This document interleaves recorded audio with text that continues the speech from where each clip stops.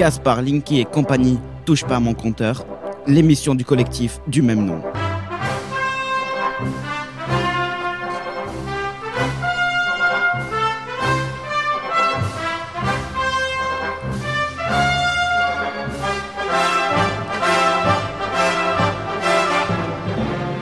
Bonjour à toutes et à tous et bienvenue dans l'émission Touche pas à mon compteur avec Maude Bigan sur Radio Transparente. Bonjour Maude. Et bonjour Florian.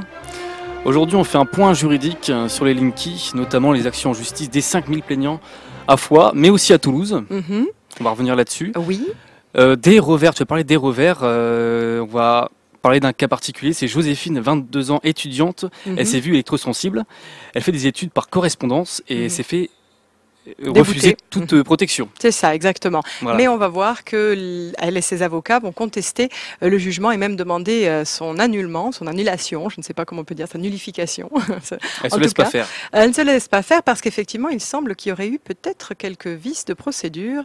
Apparemment, notamment même l'avocat d'Enedis dans une autre affaire dans la région aurait cité une potentielle décision favorable qu'il attendait la veille même de la décision officielle. Donc, tout laisse à penser qu'il était déjà au courant de la décision favorable que le juge allait prendre le lendemain. C'est quand même un petit peu bizarre. Voilà, donc on va avoir plusieurs cas comme ça qu'on va évoquer. Donc, commençons tout d'abord, je vous propose par l'Ariège, puisque donc nous avons eu ce 25 juin 2019 une ordonnance de référé qui a été prise dans le cadre donc des plaignants ariégeois donc mené par les avocats de MySmartCab pour demander à Enedis donc soit la possibilité de ne pas installer un compteur Linky à leur domicile ou voire de démonter un compteur Linky qui aurait été placé dans l'intervalle. Il y avait dans ce groupe de personnes certaines personnes électrosensibles. Alors disons-le tout net, les demandes de l'ensemble des plaignants, sauf les électrosensibles, ont été rejetées pour différents motifs que l'on pourra développer une autre fois si vous voulez, parce qu'aujourd'hui, je voudrais qu'on se concentre sur le cas de l'électrosensibilité en particulier. En revanche, c'est une décision favorable pour tous les électrosensibles donc, qui faisaient partie de ce procès. Donc, en substance, le juge demande à Enedis de ne pas poser pour toutes les personnes qui n'ont pas encore de compteur Linky, toutes les personnes électrosensibles qui n'ont pas encore de compteur Linky. Donc, le juge demande de ne pas poser de Linky chez ces personnes, ni évidemment à l'intérieur, ni à l'extérieur de leur logement. Et puis, pour les personnes électrosensibles qui auraient déjà vu un compteur Linky posé chez elles, le juge n'ordonne pas le démontage de ce compteur, mais demande la pose d'un filtre qui annule les effets du CPL causés par le système Linky. Voilà, parce que c'est bien aussi de refuser le Linky, mais est-ce qu'il ne faut pas non aussi faire un circuit propre, c'est-à-dire refuser le CPL. Complètement. C'est d'ailleurs ce qui s'était passé pour Toulouse, ce qui était pour le moment, on a 3 avec cette décision de Foix. C'est la 3e décision favorable aux électrosensibles, donc c'est très bien parce que ça commence à constituer une jurisprudence. Mais effectivement, pour cela, il faut voir que la décision de Toulouse était la plus favorable puisqu'elle demandait la délivrance d'un courant propre, donc d'un courant dénué de CPL. Il est dépourvu de CPL. Ici, on peut dire qu'effectivement, par exemple, les personnes électrosensibles qui n'ont pas de compteur Linky n'auront pas de compteur Linky posé, mais rien n'est assuré pour la délivrance d'un courant propre chez ces personnes. Est-ce que c'est toujours mieux de ne pas avoir de Linky quand même ? Ou est-ce que ça change quelque chose Oui, c'est tout à fait mieux de ne pas avoir de Linky quand même. C'est quand même mieux. Oui, d'un point de vue, à plein d'égards. Bien sûr, il y a les risques d'augmentation de facture qu'on a constaté chez beaucoup de personnes qui avaient des Linky. On a constaté également des problèmes de disjonction à répétition chez les détenteurs de Linky qui donc les obligeaient généralement à prendre un abonnement plus cher. Donc là également, outre l'aspect consommation, ils avaient généralement des abonnements plus chers à prendre. Donc ça contribuait à l'augmentation de leur facture. On a constaté quand même si le juge ne développe pas ce point, eh bien on a constaté quand même une recrudescence d'incendies, y compris en particulier chez les personnes qui ont vu un compteur Linky posé. Donc ça risque effectivement d'être un point qui va faire l'objet peut-être de jugement ou de procédures ultérieures au niveau juridique.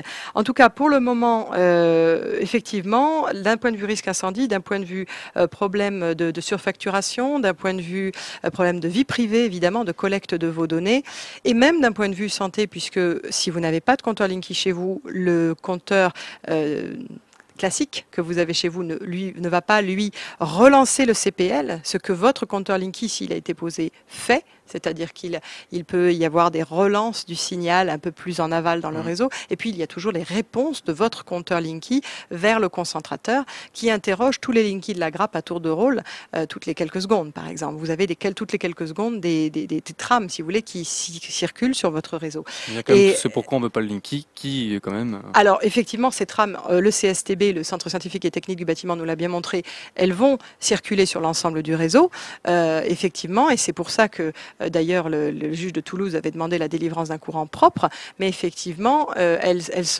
ne seront pas relancées par votre propre compteur s'il n'est pas Linky. Donc, c'est quand même un peu mieux. Voilà. Sachant que la pose de filtre est quand même là vraiment le minima, évidemment, pour ces personnes électrosensibles.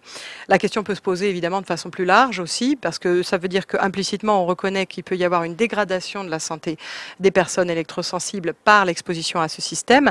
Et ça veut dire que pour les autres, en fait, les gens qui ne sont pas encore officiellement électrosensibles, on attend qu'ils le deviennent pour qu'enfin, ils puissent avoir le droit, eux, à cette protection. Dans l'intervalle, ils peuvent avoir un effet éventuellement qui pourrait être négatif sur leur santé de ces expositions de fréquences.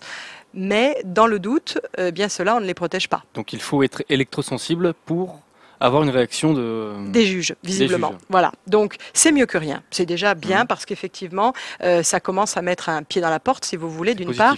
Voilà, ça commence à reconnaître les difficultés des personnes exposées à ces fréquences. Donc c'est quand même aussi très, très important. Ça commence à reconnaître aussi le principe de l'électrosensibilité de plus en plus d'un point de vue juridique. Donc tout cela, c'est favorable.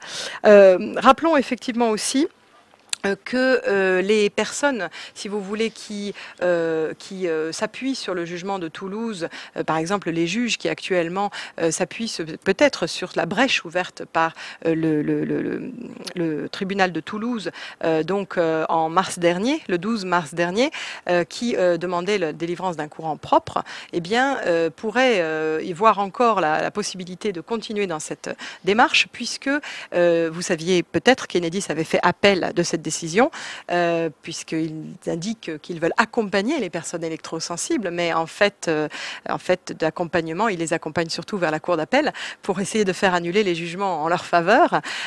Ici, on a donc normalement, en début juillet, on devait avoir un jugement rendu par la cour d'appel de Toulouse, donc par rapport à ce jugement de mars 2019, et finalement, ce jugement donc de la cour d'appel est reporté en septembre, car il s'avère que Enedis n'a pas exécuté l'ensemble des obligations qui lui incombaient suite à ce premier jugement.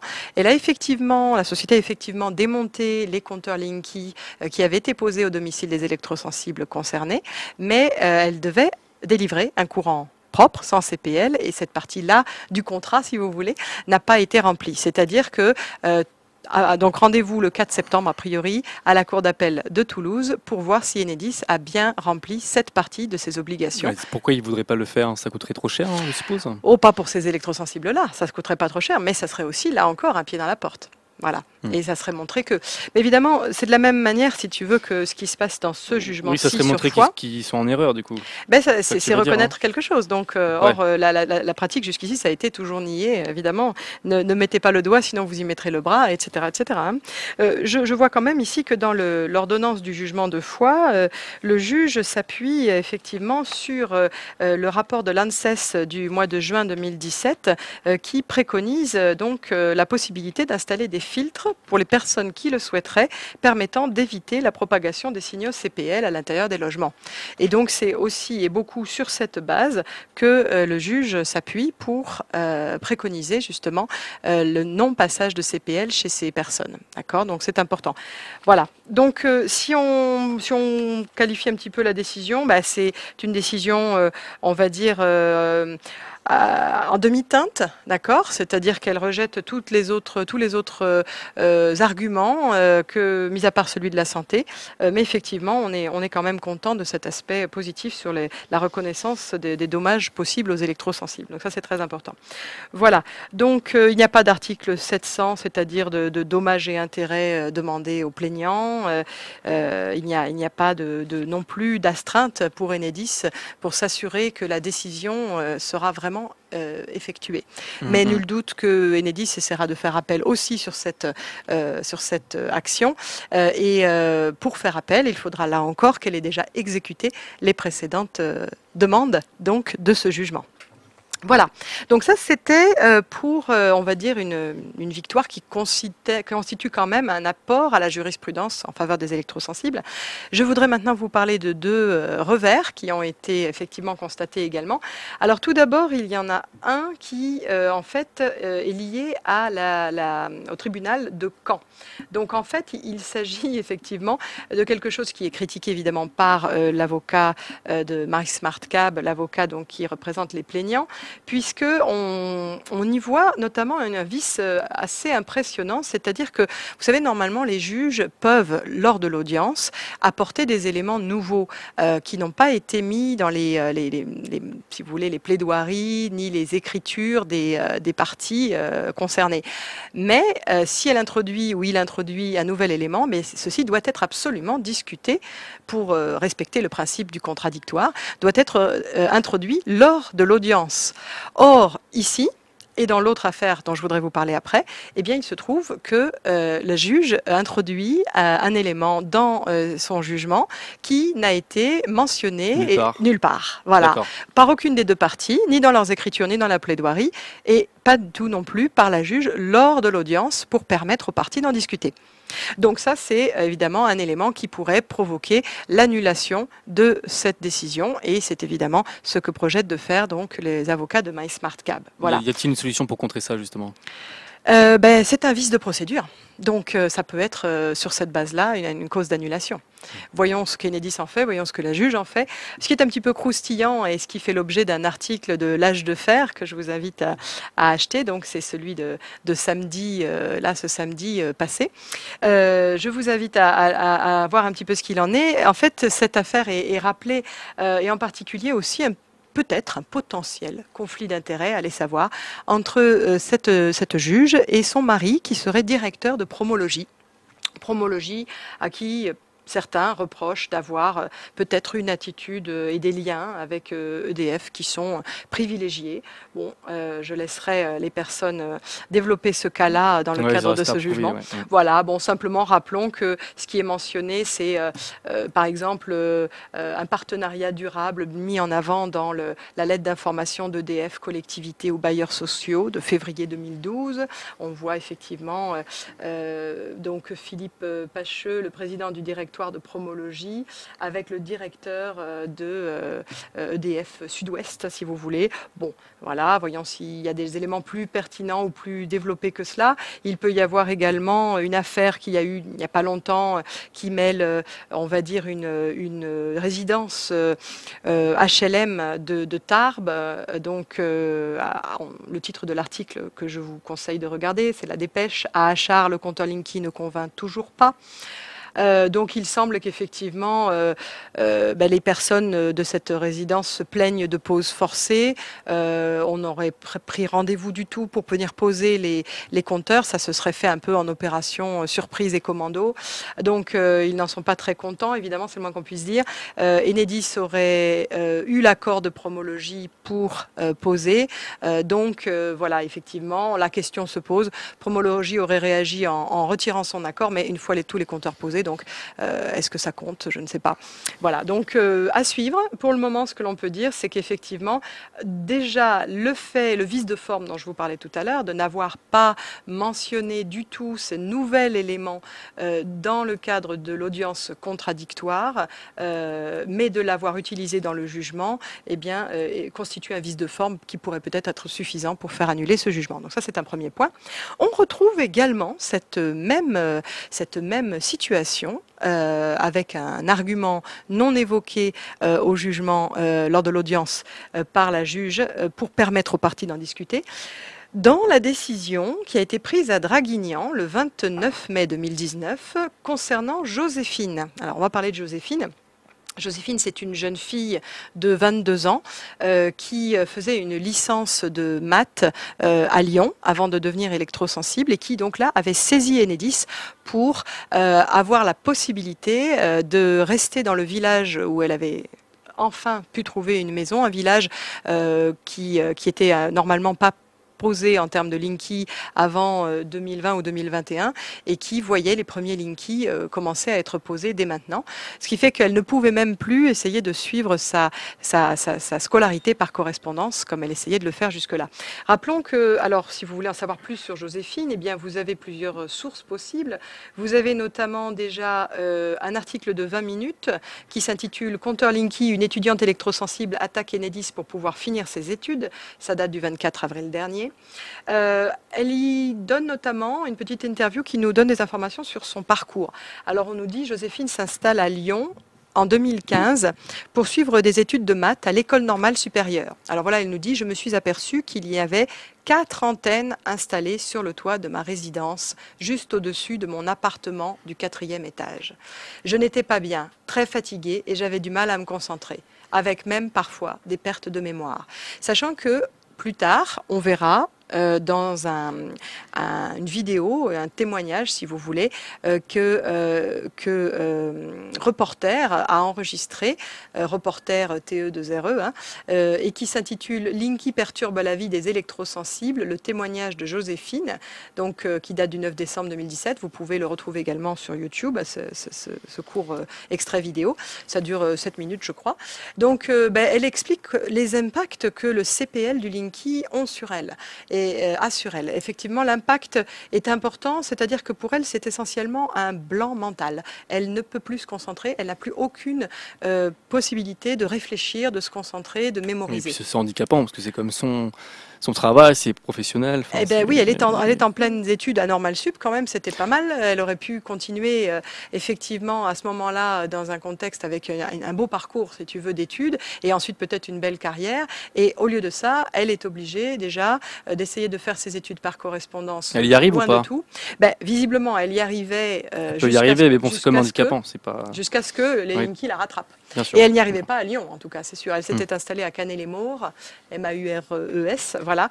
Et donc, effectivement, elle dit que son mal s'est accentué en février 2017. Donc, à l'époque, elle était donc à Lyon. Je me suis aperçue qu'Enedis installait les compteurs Linky dans mon quartier de Guerlain. Donc, c'était en plus, si tu veux, des maux de tête et des pertes de mémoire qu'elle commençait à avoir. Donc là, c'est pas les antennes qu'elle a au-dessus de son immeuble. C'est pas... Elle a d'abord été sensibilisée par les antennes au-dessus de son immeuble qui commençaient à lui causer Mais c'était du tort. pas à Lyon, c'était à Lyon. Voilà. Et ensuite, on a ajouté le CPL avec les compteurs Linky qui étaient installés. Et là, pour elle, visiblement, ça a été la goutte d'eau. Elle a déménagé maintenant. Alors, elle a déménagé. Elle est allée à Canet-les-Maures, justement. Et le problème, c'est qu'à Canet-les-Maures, on va poser des Linky bien en avance. Et la seule chose qu'elle demandait au tribunal, c'était la possibilité que, au moins, Enedis respecte son calendrier initial et ne pose pas avant 2020-2021 pour qu'elle puisse finir ses études. Eh bien, elle a été déboutée. Ça, c'est incroyable. Alors, juste, je finis son témoignage. Donc, un mal qui s'est accentué en février 2017, donc suite aux antennes. Là, elle dit, je me suis aperçue qu'Enedis installait les compteurs Linky dans mon quartier de Guerlain. Je me suis sentie encore plus mal. Les vêtements avec des tissus anti-ondes qui fonctionnaient pour les antennes laissaient passer les fréquences des compteurs Linky. C'est le problème. Les grands voiles et tissus anti-ondes que certains ont déjà vus permettent de filtrer les hautes fréquences, mais pas les basses fréquences comme celle du CPL du Linky. Elle dit c'était l'horreur. Plusieurs médecins, dont celui de l'université, concluent à cette électro-hypersensibilité.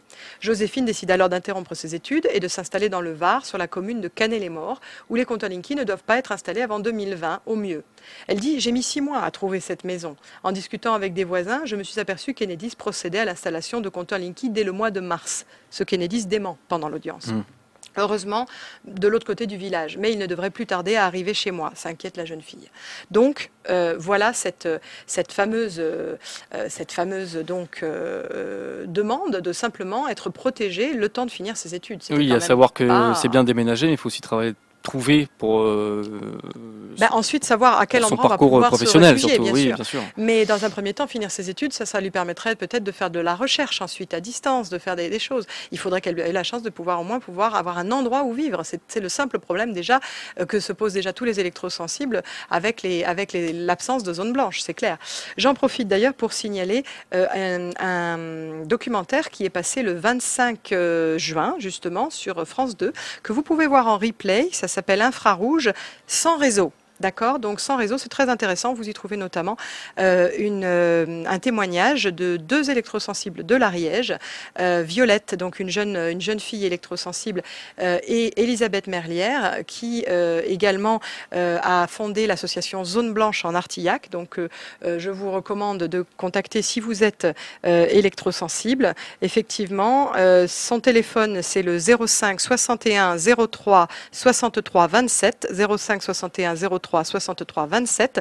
Cette personne est effectivement un petit peu mieux que ce que vous pourrez voir dans ce documentaire de Sans réseau de France 2. Elle a pu réintégrer sa maison maintenant, mais elle vit dans une zone où les portables ne passent pas et elle a des tissus anti-ondes aux fenêtres et elle vit au rez-de-chaussée car même l'étage lui est interdit. Elle dort dans une tente au rez-de-chaussée parce que les chambres sont trop irradiées. Alors que, je l'ai vérifié, les portables ne passent pas là où elle est. Merci Donc, beaucoup, Maud. je vous conseille effectivement ceci. Et nous reviendrons sur l'appel de Joséphine pour violation du contradictoire et violation du secret du délibéré, puisqu'apparemment l'avocat d'Enedis était au courant du résultat la veille du jour où le juge était censé le diffuser. Merci beaucoup, Maud. À bientôt. À la semaine prochaine. Au revoir.